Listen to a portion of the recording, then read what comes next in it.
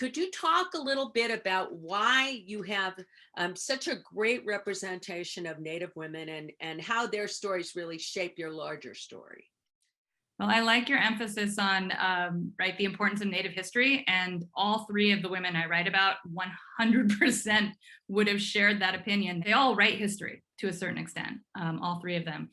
Um, to answer your question, I think partly, I came to this project as someone who had written about Native women, and so was kind of aware of the real richness of that history.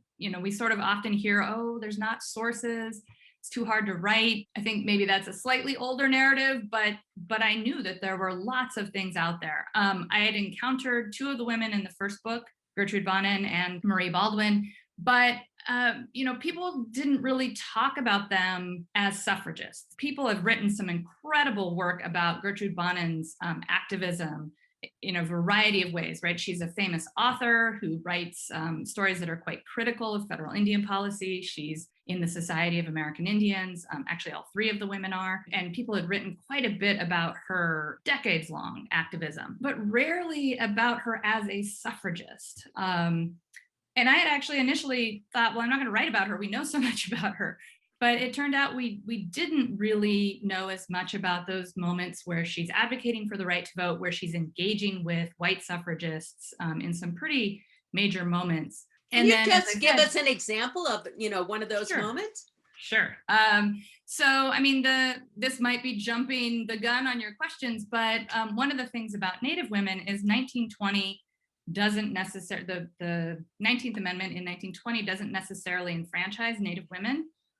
Because they are legal wards of the government. They aren't US citizens, many of them. In 1921, about 6 months after ratification, Alice Paul holds this huge conference in Washington of the National Women's Party, Alice Paul, and says, what are we gonna do next, right? We have the vote and we have this amazing machinery, right? The National Women's Party had a branch in every state. They were incredibly organized. They knew how to lobby. So what were they gonna do?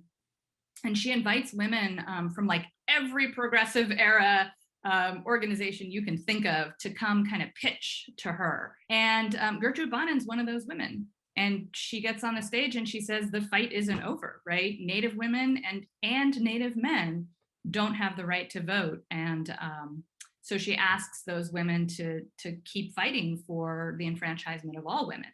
And I should add, Black women do too, but they don't get an invitation. Gertrude Bonnen gets an invitation.